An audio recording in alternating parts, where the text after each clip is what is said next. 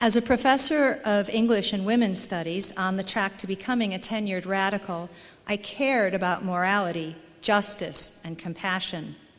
Fervent for the worldviews of Freud, Hegel, Marx, and Darwin, I strove to stand with the disempowered. I valued morality. And I probably could have stomached Jesus and his little band of warriors if it were not for how other cultural forces buttressed the fierce triangle of God, patriarchy, and politics. Pat Robertson's quip from the 1992 Republican National Convention pushed me over the edge. He said, "Feminism encourages women to leave their husbands, kill their children, practice witchcraft, destroy capitalism, and become lesbians." My life at this time was happy, meaningful, and full. I was not seeking the Lord.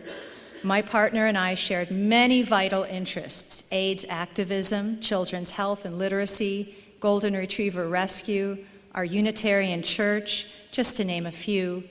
And even if you believe the ghost stories about gay and lesbian folks promulgated by Robertson and his ilk, it was hard to argue that my partner and I were anything but good citizens and caregivers. The GLBTQ community values hospitality and applies it with skill, sacrifice, and integrity.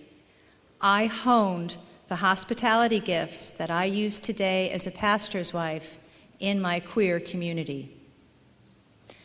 I began researching the religious right and their politics of hatred against people like me. To do this, I began reading the Bible while looking for some Bible scholar to help me wade through this complex book. I took note that the Bible was an engaging literary display of every genre and trope and type. It had edgy poetry, deep and complex philosophy, and compelling narrative stories. It also embodied a worldview that I hated: sin, repentance, Sodom and Gomorrah, absurd. At this time, the Promise Keepers came to town and parked their circus at the university. On my war against stupid, I wrote an article published in the local newspaper. It was 1997. The article generated many rejoinders, so many that I kept a Xerox box on each side of my desk, one for hate mail and one for fan mail. One letter I received defied my filing system. It was from the pastor of the Syracuse Reformed Presbyterian Church. It was a kind and inquiring letter.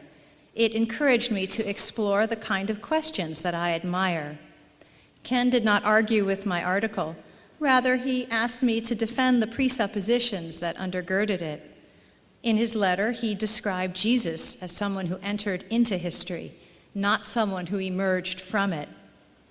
I thought this was insane. I was a historical materialist, and I believed that people proceed from history and are shaped, for good or for ill, by the culture that molds them.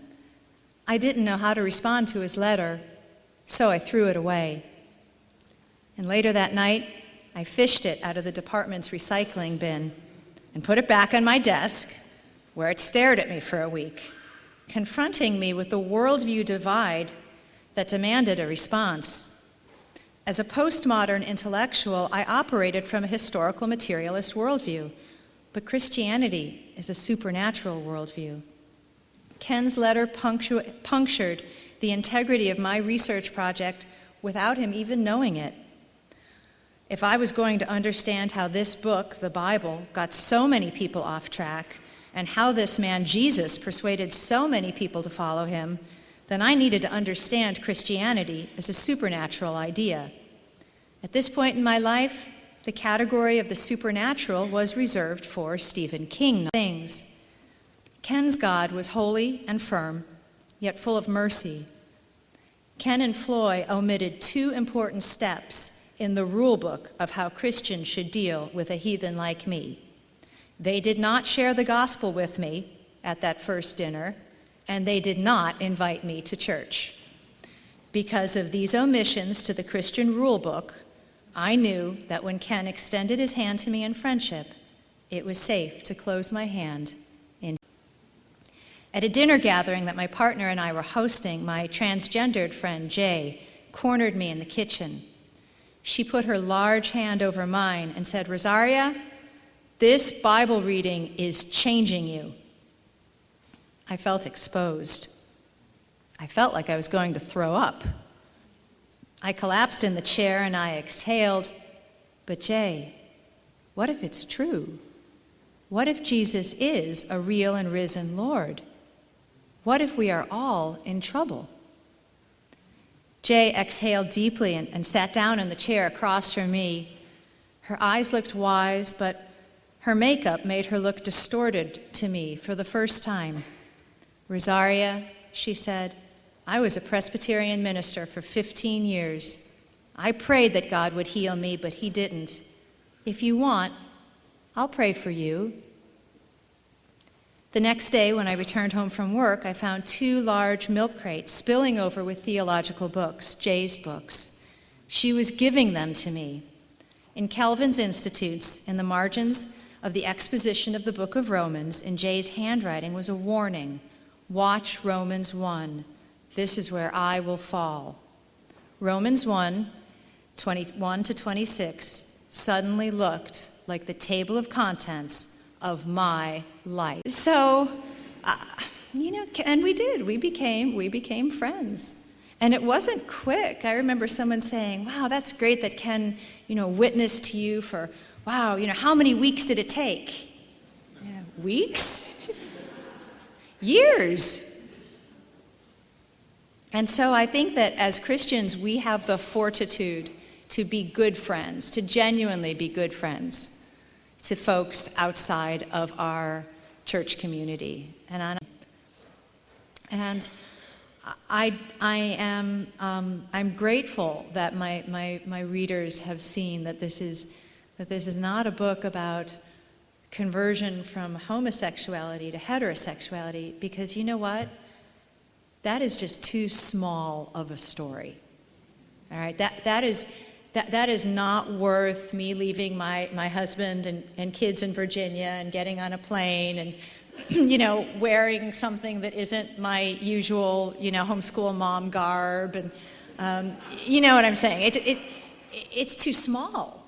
It's too small. Who is Jesus? What price did he pay? Who knows the depth of his love? We need to focus more on that, and focus also on, as we're meeting people, that we should not give up on people. We should not. Ken Smith did not take me at my word when I said I'm a lesbian. He said, "Uh-huh." That didn't faze him. That wasn't mean that he was dismissing my struggle. Not at all. Not even a little bit. But that he chose to see me as a child of God and to proceed from there.